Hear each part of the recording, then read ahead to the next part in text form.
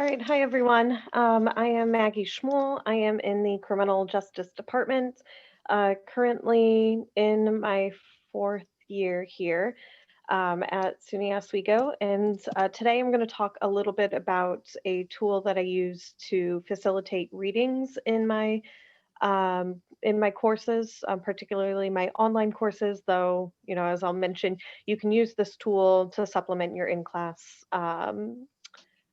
courses as well. So I also use this tool for peer review, and so I'll talk a little bit about how that has worked in my class as well. So as part of this is just a 20-minute session. If you are interested in setting up your own hypothesis document reading in your Blackboard shells, it would be good to sign into your Blackboard now while I'm describing the tool itself, and locating either a website link or a OCR searchable PDF that you could drag and drop and create yourself. So that way you have a little bit of practice, especially if you're considering using this in your courses coming up this spring. So I'm going to go ahead and share my screen. Everyone can hear me okay? Awesome. All right. So, all right. Let's jump in here. All right. So I'm going to talk a little bit about hypothesis in Blackboard. I think John has a session later on. John, if you want to let us know what time and date that session is on using hypothesis as a third-party tool. So it's immediately after the session. It's immediately after this, so you can hang right here and or follow the calendar link, or I'm sure John can drop it in the chat if you're interested in using hypothesis outside of your Blackboard course shell.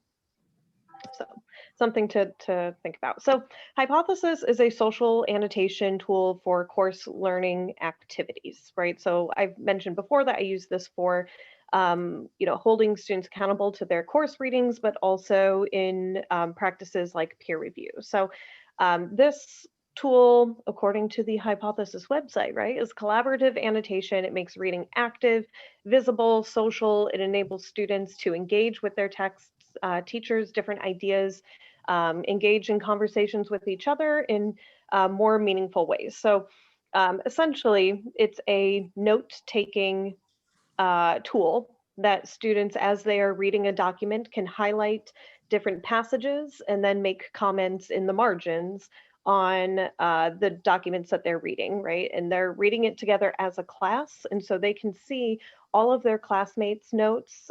They can see my notes when I reply to them, and they can ask questions. They can, engage with each other in a sort of discussion post format where they can reply to each other. It's a really cool tool. I think it's, I plan to use this tool for as long as, I can. We can, I'll talk a little bit about, or, we'll mention a little bit about school licensing and such. Right now we have access to hypothesis in Blackboard. It may be the case, unless John knows a little bit more about where that stands, that we may have to use hypothesis as a third party at some point. Well, actually, we do have it for the next 2 semesters, and then depending on use, a decision will be made on whether it continues. So the more people who use it, the more likely it will persist. But there are some uses for it outside of the LMS that may be relevant in your classes, which is why we're also doing the other session. Plus, we didn't know until just a few days ago that we would be able to keep it in the LMS. Right. Excellent, thank you. Yeah, it's and we have quite a bit of use of this tool on campus, and so it's I think becoming more popular for, especially in the transition to remote learning that we are all in. Right. So I mentioned that this can also be used to supplement in-class learning. So you can always integrate, this tool into your Blackboard course shells, whether you're in person, hybrid, or in an online only format. Typically faculty, again, use this to link to readings or websites so that students can annotate, comment on this material and engage with other students. So I primarily use this for course readings. I use this to hold students accountable to those course readings. So I do enable grading of these annotations, and I'll show you how to do that. Um, I encourage students to not just simply make comments like, this is interesting, or this is something I didn't know, right? I try to encourage them to connect what they're reading with prior course material or information that they've gotten from their own personal experiences or in other courses prior to mine, or whatever they're currently taking in a different class. And I've gotten some feedback that some students are using this tool in multiple classes. So as they're using it in my class, they're using it in other professors' classes. And so so far, I haven't had many technical difficulties with students. So I'll share you a couple little quirks uh, when I get into the examples. So beyond that, students really have this cool opportunity to engage with each other and to me, right, by responding to questions or ideas posed by other students. And so I'll show you how that reply function works. I think it ends up being a really cool way, one way that I plan to eliminate discussion boards entirely in my classes and just use hypothesis because it gives students kind of the context of where each other are coming from when they're making comments on this material. And then, of course, as I also mentioned, right, I use this for peer review. So I will upload students' paper drafts in a PDF format so that and assign students to review and make comments on each other's papers. And so in the same way that they can make notes on a reading, they can highlight certain areas of the text and then describe different suggestions or edits that they can make for their writing. So that activity, I know John has used that before for peer review. It really has turned out to be to work really well in my classes. It's nice because I can see the kinds of comments that students are giving, and I can also make my comments and feedback alongside theirs.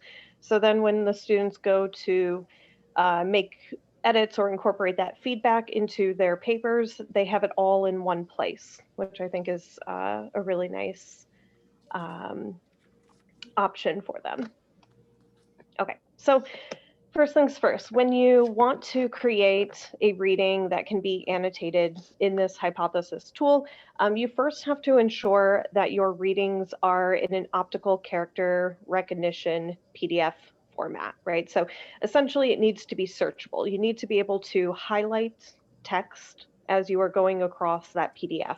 So it cannot be a picture of a page or text. It has to be searchable, right? So if you can Control F and find a word within that document, you know that you've got a searchable PDF, right? So if you don't have, if you're linking to a particular website, right, you just need the URL for that.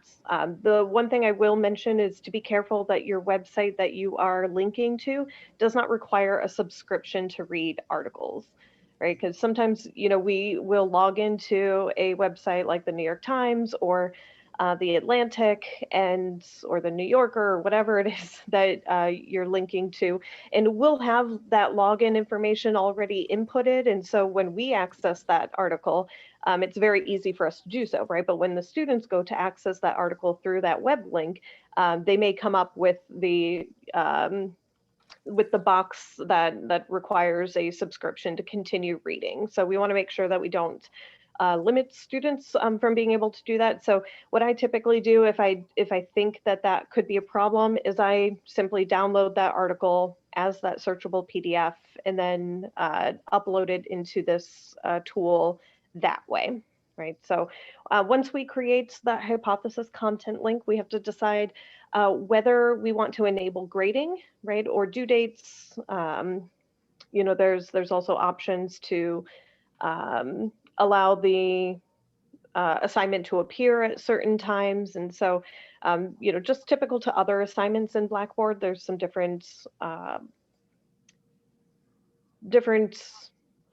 qualities, is that the word I'm looking for, of that assignment that we want to select. Right. So then finally, once we've created that hypothesis content link, we will upload, connect to the Google Drive, or link to that document on the internet. So you can retrieve those articles either from a place that's saved in your Google Drive, which is what I typically do.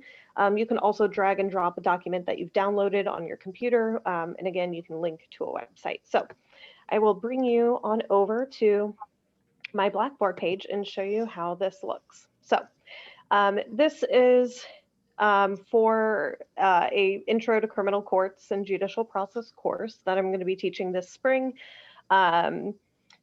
This is not actually a reading that I use. The reading is called Innocence is Irrelevant. This isn't a reading I use for this module, but I thought it was a good example because it comes from an online source. So I can show you how you would link to a website as well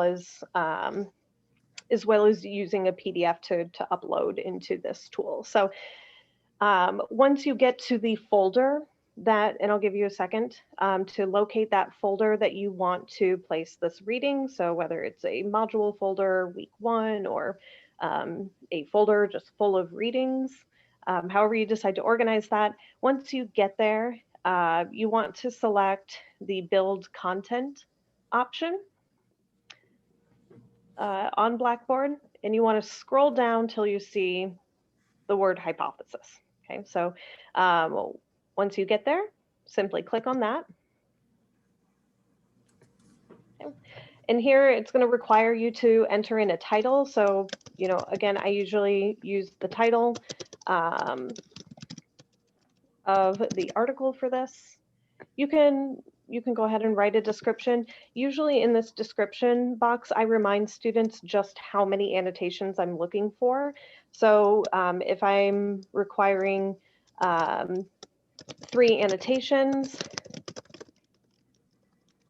I just make another note of that. I usually have it in my task list that starts the folder off, but just to, you know, remind students again, you know, what kind of, or, you know, what metric they should be using when they're creating notes on this.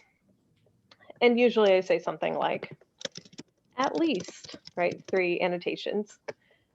So that way they have a minimum, but know that they can continue on as they're moving forward. So for me, I do use annotations in hypothesis as a low stakes grading assignment. So I do enable an evaluation here. So you can click the radio button, yes, right? You can decide how many points are possible.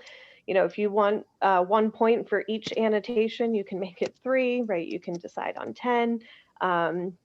Whatever you choose, this will automatically create a column in your grade center so that when you are grading things and you're entering in those grades, it'll automatically populate that area in the grade center. So of course, you want it to be visible to students.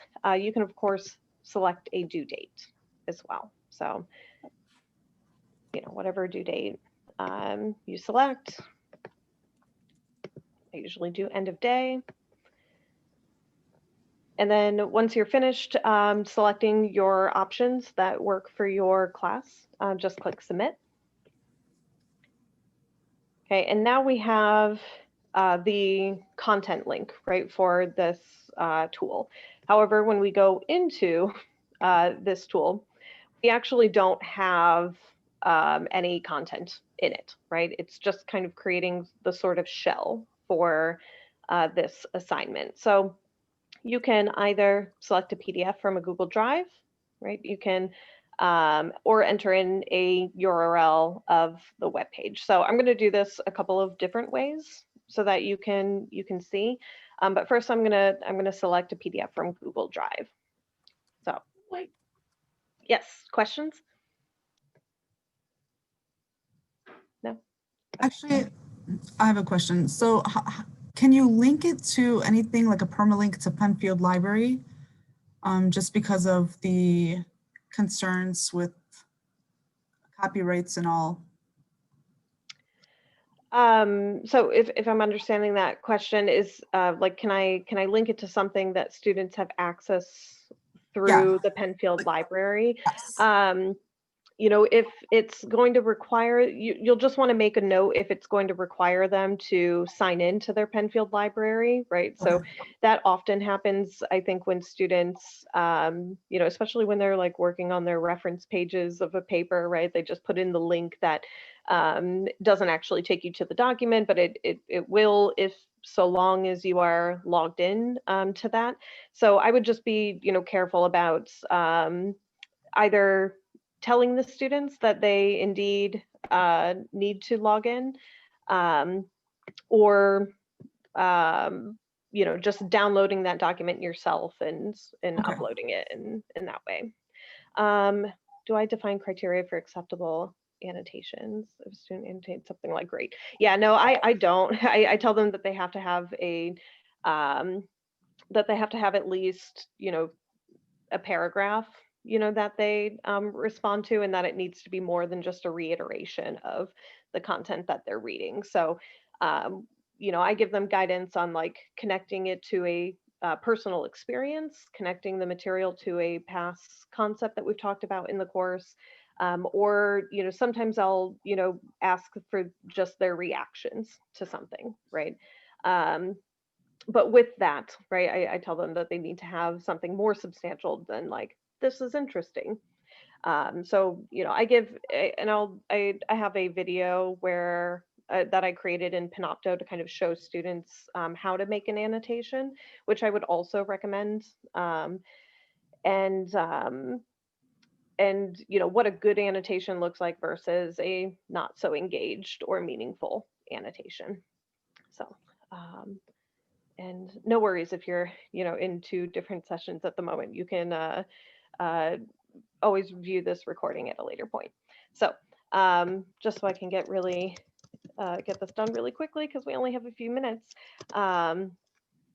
If you are linked to your Google Drive, simply type in the title, right? And you can, you know, click on that, and that reading will now come up, right? So.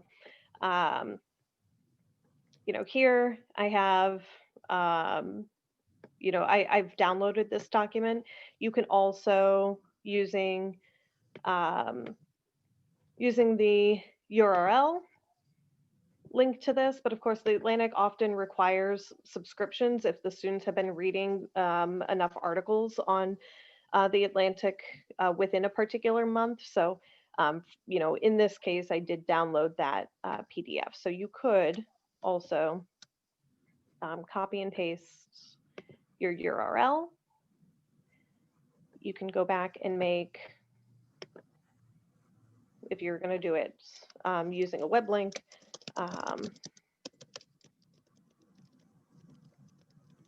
link example, you know, go ahead, you make your own options. You can set a due date if you like. And when you follow this link, you simply enter in the URL, you copy and paste it into there, submit, and it will come up again. But this time it'll show the entire page, right? Not just the article that you've downloaded. Okay. So once students are able to see the document, right, they can start to highlight different excerpts and select annotation, right? Or they can highlight it. So when they highlight it, they're only highlighting it for themselves. So they're the only ones who get to see this part. When they annotate, that's what's being shown to the rest of the class. So they can click annotate, right, and make a comment here on plea bargaining, right? That's what this article is about. Then they simply post, right? They click on the post, publish this annotation, and now everybody in the class who has access to this document can see this comment. It's 9:20 now, so I'm gonna just go ahead and ask for a couple of um, um, questions. Allison asked, can you repopulate tag options? I Pre-populate, like, can I set up repopulate. Yeah, here's I, tag options? I'm Well, not, I guess I'd have to see there's from the student's perspective what you can do. there's a number of ways of doing that. One is you could just give them a list of tags that they should use. And some people do that pretty regularly, that they may actually give them 3 or 4 different categories they want students to set their tags to and just describe that in the syllabus or in an assignment. The other thing you could do is you could create some sample ones and create the tags yourself that you want them to be using. And then they will show up as tags that will be available to the class. So if I just on the first post created a set of tags, Yes. they would Yeah. then exist for the students to use. Yes. Mhm. Okay.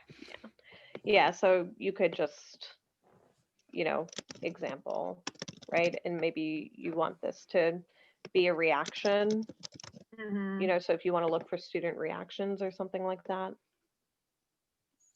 you could type that in, there. So then, of course, when students are making comments, you'll see a list of students' names here, and then you can, select. You can either view all of the annotations in one group, or you can select a particular student, and it will show you all of their annotations. That's nice because I think it facilitates the grading much more easily. Students, what I think is a little tricky is that you can't link a rubric into this particular page, right? You can of course go back to your grade center and link a rubric for that column and then use it, be able to grade in that way. But here you would have to, you wouldn't have the same integration of that rubric that you have in other course assignments. Is there any way of detecting whether or not there's plagiarism through this? Not that I'm aware of.